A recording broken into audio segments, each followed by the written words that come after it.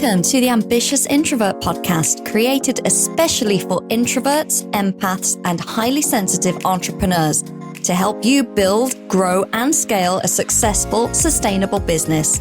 I'm your host, Emma-Louise Parks, business and mindset coach for ambitious introverts. After 17 years working as an air traffic controller, the ultimate fast-paced, high-stimulus, extrovert-friendly role, my mission now is to show introverts that they too can create big results and success because of who they are, not in spite of it. I focus on introvert-friendly business and marketing strategy to help you switch overwhelm for clarity, confidence, and clients. Hi guys, welcome to this week's episode of the Ambitious Introvert podcast with me, Emma-Louise. And today we are talking Pinterest. Pinterest, I think, is a super underutilized social media platform or search engine, depending how you look at it, for introvert marketing. And it's something that I definitely plan to get into. And I'm excited to have Jana here with us today because she is the go-to Pinterest expert for high-level coaches and consultants. So thank you so much for joining us. Oh, thank you. Thank you for that intro. It's really nice to be here. So tell the listeners a little bit more about you and your business and how you help people. Sure, absolutely. So I started working online about 4 years ago, and I have a background in human resources and marketing, sales types of areas, if you will. And when I decided to start working online, it was really because I wanted to be location independent. And I got started as really just as a virtual assistant helping with marketing types of things, because that's what my degree and background was in primarily. And one of my very first clients, who I still work with today, was using Pinterest as her main source of lead generation, source of traffic to her website, source of clients and course students. It was amazing when I looked carefully at her business and started getting really into the back end of it. It took me a couple of minutes to be sure I was seeing what I thought I was seeing. But indeed, all of this, she was getting all of her website traffic, well, not all of it, but most of it. And so many of her course students were coming from this source, and so many of the people opting into her list through her lead magnets. So I, at that time, kind of went all in on Pinterest as a platform and learned about it. And I still work with her. And I also help other coaches, course creators, and service provider types who want to use Pinterest to grow their audiences on autopilot and get clients. And I offer done-for-you services, and I also offer one-to-one intensives, and I have a course as well. So I kind of distilled my process down into that course. And so yeah, it's kind of the story about how I went all in on Pinterest when I discovered how powerful it was for this particular client that I was working for at the time. So yeah, so that's kind of like the background, and that's what I do now. I'm a Pinterest marketing strategist. And are you still as passionate about it today as when you saw those stats that first time? Yeah, definitely. I think that it's interesting. That's a great question. I think that, like anyone in online business, you kind of go in and out. You know what I mean? You have times when you're more excited about it and less excited about what you're doing, right? I think that's the norm. And I think it's nice to kind of normalize that for people. But overall, yeah, I think this is actually kind of a high point right now. I'm probably more excited than I've ever been about the platform because it's growing fast. And during the crazy year that has been 2020, it's really come into its own in a lot of ways because so many people are spending time on it, going there for me time and positivity. And it's really become kind of a hub over the last couple of years for self-care, wellness, health type of information as well. So because of all of that, it's become a pretty incredible place for people who do self-development in any way to market. So I'd say I'm probably more excited about it now than I ever have been. Well, I'm really excited about it. And I'm a little bit slow with getting my business onto it. I've always been very Instagram and Facebook group focused, but it does make complete sense. And we were chatting before we hit record about how you go there as an introvert and no one's DMing you. It's not a noisy place. It's a very, if we go back to this psychology of media, of this like push-pull media, it's pull media. You're completely in control about what you search for, what you look at, what you click on. Whereas I think the other platforms are quite push, there's ads, there's DMs, there's comments, there's messages. So I think it does feel a bit like a warm hug for us introverts sometimes. Yeah, that makes perfect sense. I always say that I practice attraction marketing, and that my ideal client is someone who practices attraction marketing. And I think that's another way to talk about that push pull. Some people call it the feminine and the masculine, right? There's different ways to kind of identify that. But that is absolutely true. People who are marketing on Pinterest, Pinterest is all about helping women and some men, but it's still mostly women, to discover your content and discover you. And it's typically people who've never heard of you before and are just finding you for the first time. So it works really well in tandem with an attraction marketing strategy. So yeah, absolutely. I think, and I hear all the time, it's almost kind of it's sort of a joke, but it's really only you're only half joking, or people are only half joking when they say that Pinterest is the introvert's platform, both from a user perspective and a marketing perspective, because you can go there. And like you said, it's really, for most people, it's me time. They feel safe there. They don't feel like they're going to go and have to engage and spend lots of time sort of with that feeling like they're being drained, but rather they're sort of pouring into their cup when they're on Pinterest, as opposed to draining out of their cup. So a lot of people like it for that, but I know introverts love it because of that. It's funny because I have it on my phone and I don't have Facebook or Facebook Messenger on my phone because it's a work thing for me. So it's only on my laptop. I have to have Instagram on the phone because of posting through Planoly, but I delete Instagram when I finish work for the day and I don't reinstall it again until the next day, or I delete it over the weekend. But Pinterest is much more like, ooh, I'm just going to have a cup of tea and have a nice little scroll through, like you said, a guilty pleasure without the guilt, because it does. It just has a different feel about it. Yeah, for sure. For sure. And I think some people who are listening, if they've never thought about Pinterest marketing, may be thinking about Pinterest as a place where you go to find recipes and where you go to find home decor ideas and things like that. And so they may not necessarily be aware that the platform has grown tremendously over the last really 5 years. But even just in the last couple of years, it went from like 250 million monthly users to 300 and then 400. And really just in the last, I want to say about 2 years, it started really gaining huge traction. It actually surpassed Snapchat last year for the third largest visibility platform overall on the internet. So with the growth of the platform and more people spending more time on it, the types of things that people are searching for on Pinterest has become much more diversified. It's not only all about recipes and paleo lifestyle. And that's how I found it. I'm paleo. Oh, okay. Yeah. Mason jar crafts, wedding ideas, things like that. Women are searching there now for all different kinds of things, including things about self-care and about health and wellness and relationships and business. I always recommend to people, if they're not quite sure, or if they haven't kind of made that connection yet, to jump into Pinterest and try searching for some of the keywords that you think people think of when they think of the things you teach about. So, if you're a relationship coach, maybe, and you teach about online dating, you might want to type online dating in there and see what you find.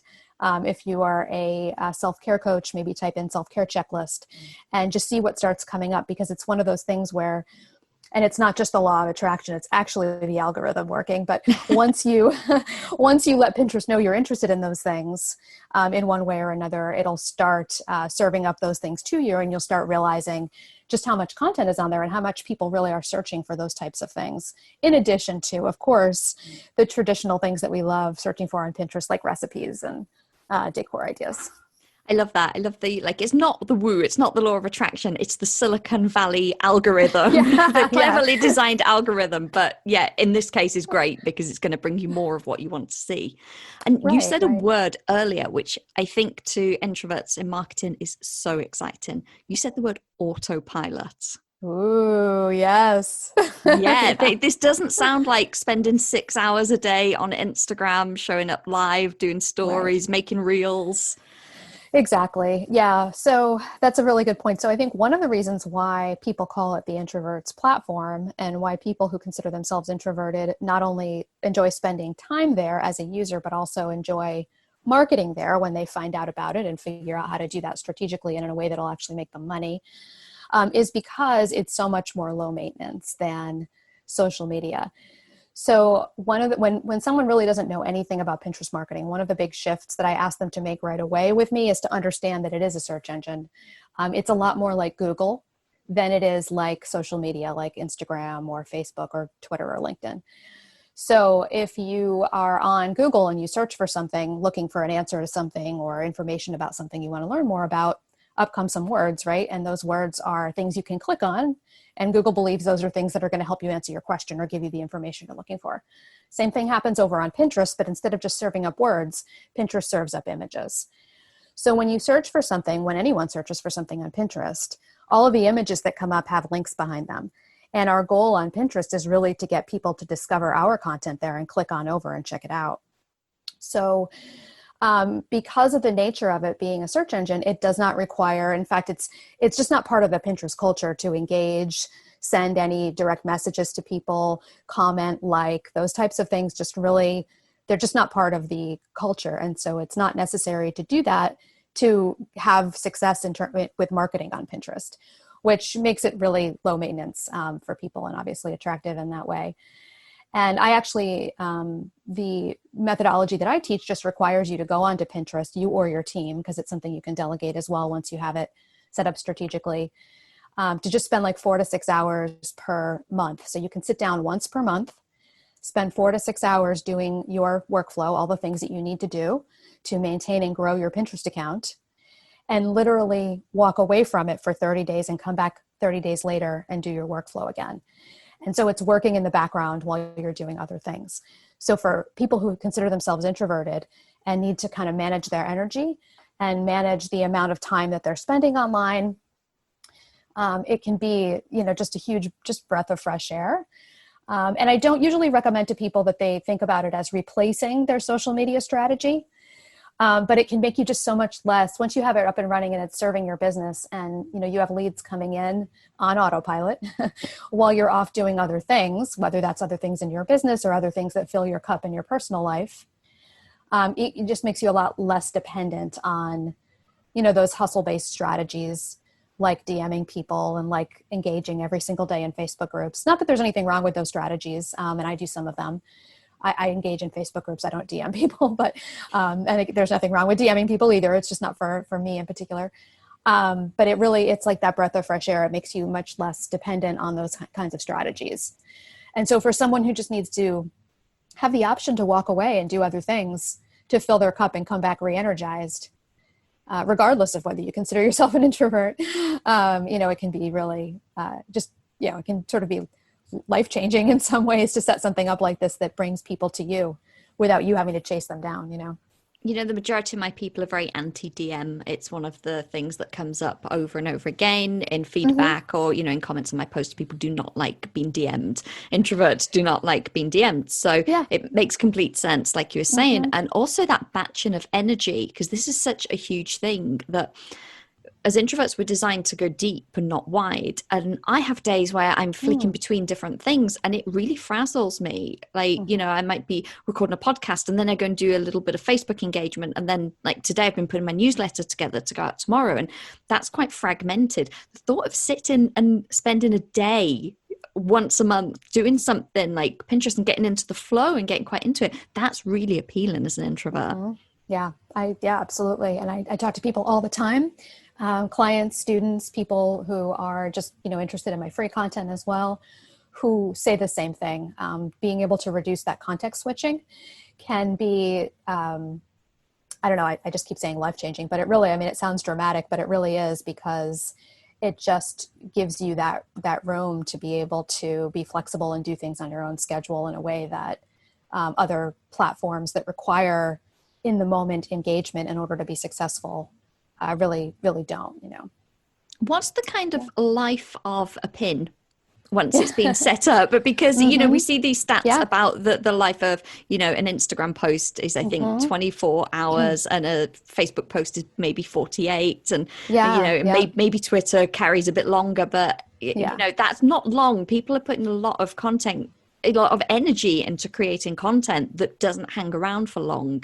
I really hope you are loving this episode. I hope you are getting so much value from it that you can apply to your life and your business. And if you are, imagine what it would be like to work with me one-on-one. Over the last 14 years, I have spent thousands of hours coaching over 100 individuals, and there is nothing that I would love more than for you to be the next one. Yes, I get client results like people hitting 6 figures in their business, 6-figure launches, group programs, leaving their 9 to 5, and that's great. But the results that I'm most proud of are actually the transformation and personal growth that they achieved during our 6 months together, which is priceless. If you are ready to turn your ambition into true success, then head to the show notes, fill out the application form, and let's get on a call and see how we can skyrocket your life and your business together. Yeah, absolutely. There is a statistic out there from Omnicore, which is sort of my go-to for the Pinterest marketing statistics, that says that the average Pinterest pin's shelf life is 1,632, I think it is, times longer than a social media post. But, a number like that can be like, whoa, but it's hard to really understand what that really, means. If you kind of don't look at the difference really between a social media platform versus a search engine. And that's really the crux of it. It's kind of like, and I always bring people back to when I'm teaching them to start thinking of Pinterest and approaching Pinterest like a search engine, because that's the way you need to approach it to be successful. Mm-hmm.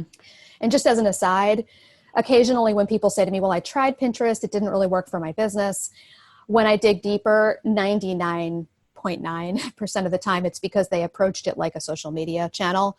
They had success on social media. And so they said, okay, I'm going to expand that and I'm going to apply that model to Pinterest now, because I know my women are there. The people who I want to be in front of are there.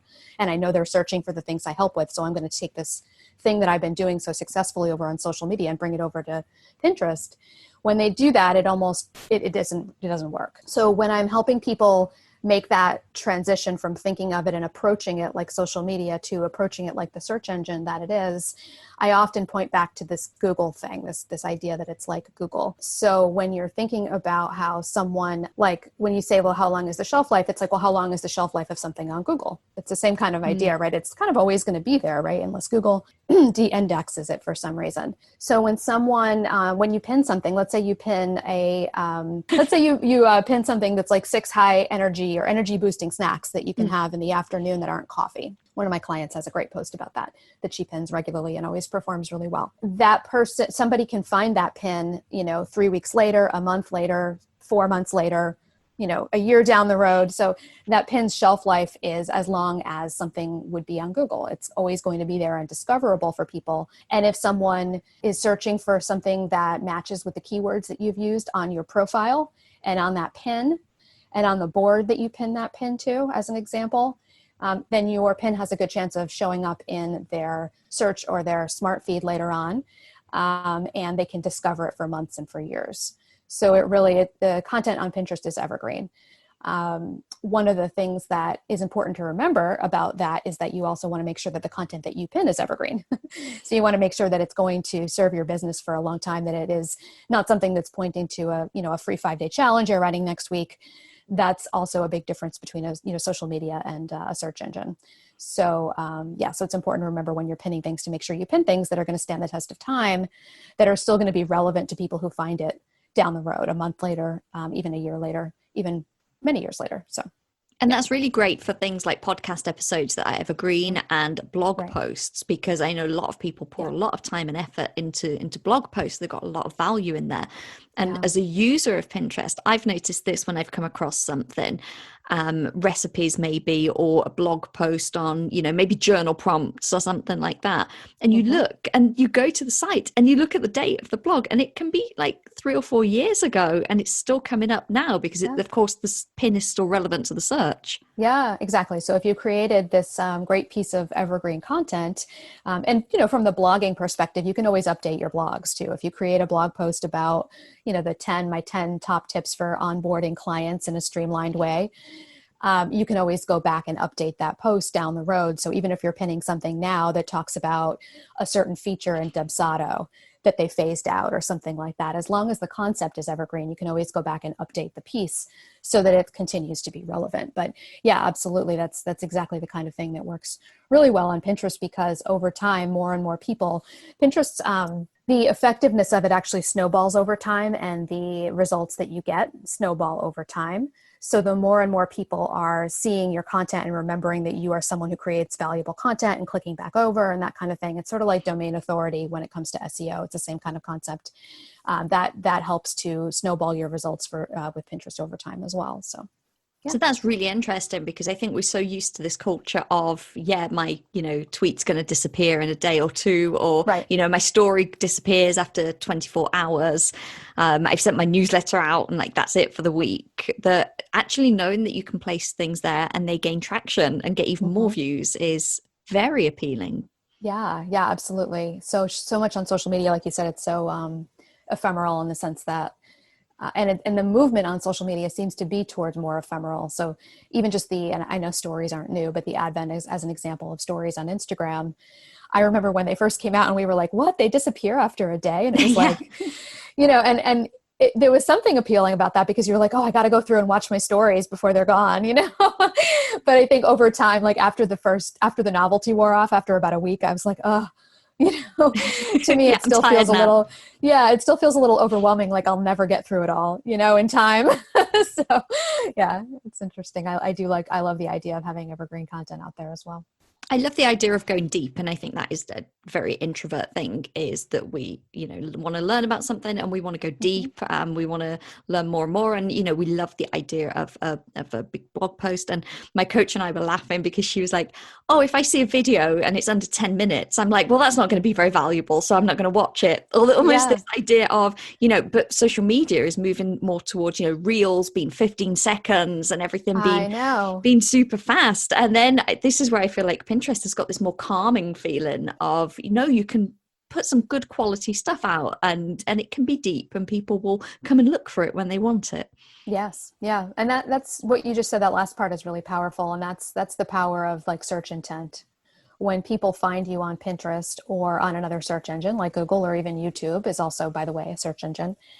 They're already looking for the things that you are teaching about and that you're helping with and that your offers solve for them. They're already looking for those solutions that your paid offers and your free offers offer. So it's pretty powerful. Whereas on social media, when people find your things, they may be interested, but they also may not be in that mind frame right now to be looking for that information. So that the power of that search intent and the timing of those searches make a Pinterest marketing audience like a very action-taking audience. So that's another thing that's really exciting about it. And one of the reasons why, like I said, I'm more excited about it these days than I ever have been. I love that. Are there any other things that as users or as, coaches that we kind of look at it maybe, but we don't know the full story, we don't know the background? Have you got any other insights or any other reasons that you think it's a really, really good platform for introverts? Well, I think we've covered a lot of them. But I think really the crux of it is that, typically speaking, and of course this isn't across the board, but most introverts would rather put an attraction marketing strategy into place. And that's what I call it. But you called it something else. You called it I talked about the push-pull media. So whether, I think as most introverts, we like to go and select it's like that whole thing of like, we go to Netflix and that's pull because we choose what we want to watch. Whereas if we watch a commercial TV channel, that's push because we just have been shown what's on right now and bombarded with adverts and commercials. So I feel like Pinterest is more of a pull because I go and I select what I want to see. Whereas I feel social media is more like other people's things that are pushed on me. So interesting. That's really but insightful. attraction marketing. Yeah. It's the same kind of thing. Like, I'm putting my things out and it will attract the right people. It will. Right. And you trust that it attracts the right people. Yeah. Yeah. So I think that's the crux of it, is that when you are putting this strategy into place where you are intentionally being sure that the keywords that you've used on your account, on your Pinterest account and in your Pinterest pins are going to pull those, right people into your orbit, so to speak. That really, it just jives better with that attraction marketing strategy. It's just a really, it supports an attraction marketing strategy in a way that is just really powerful. So I think that's really the crux of it. And then less time required. You can batch your tasks and walk away and come back a month later. And the big thing really is that engagement isn't required. It's hard to imagine, but most people will tell you on Instagram, as an example, that you can put out great content, But if all you do is post good content and walk away and you never engage with anyone else's content or engage with people commenting on your content, that your strategy probably isn't going to work for you.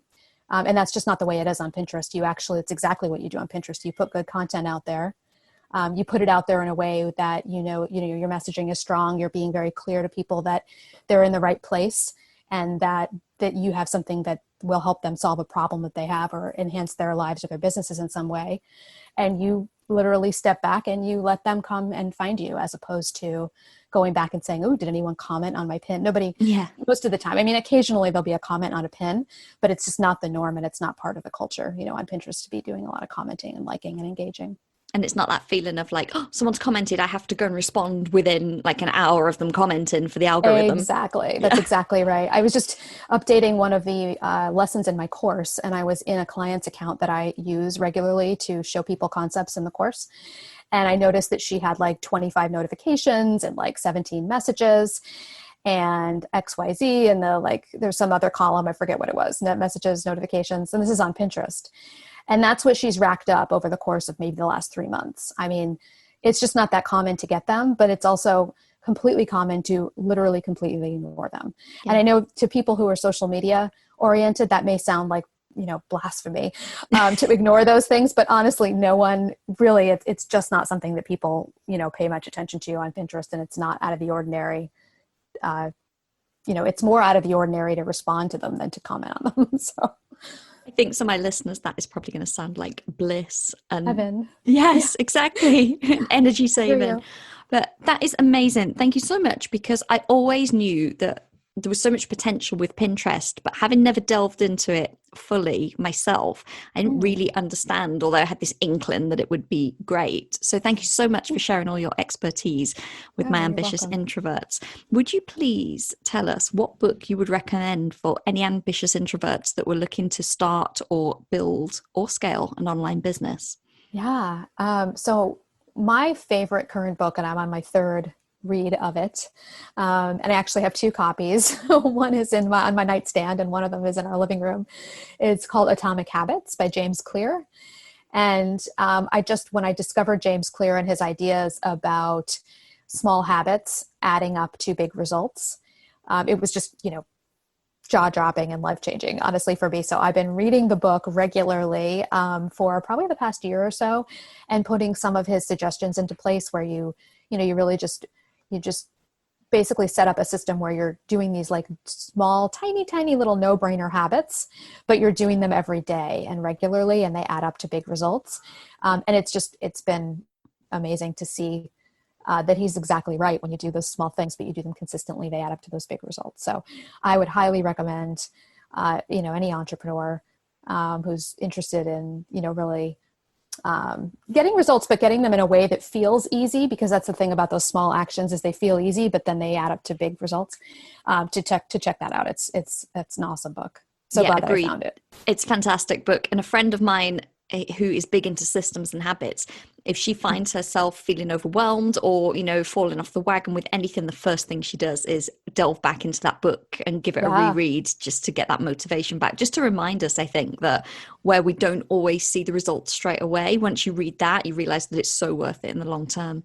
Yeah, he has this one quote, I'll say it quickly, but it says that, if you get frustrated or upset or triggered or whatever, if you want to say it, because you've worked really hard to heat an ice cube from, and this is going to be an American way of saying this, so you might have to translate it into Celsius, but from 0 to 32 or 31, and then you walk away, you're doing yourself this big disservice because you put all this work into heating this ice cube, and all of the action, the melting, is going to happen at the 32 degree mark and higher. So if you're doing all this work to heat up this ice cube, but you're frustrated because you're not seeing the results, keep going, because all of the work is going to, all the results are going to happen at that certain flashpoint. Yeah, that 1 degree. I love that. Yeah. Thank you so much. Where is the best place that my people can find you on the internet?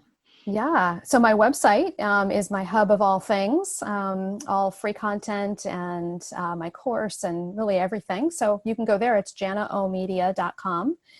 And I do have a masterclass that people can enroll in for free, and it's available on demand.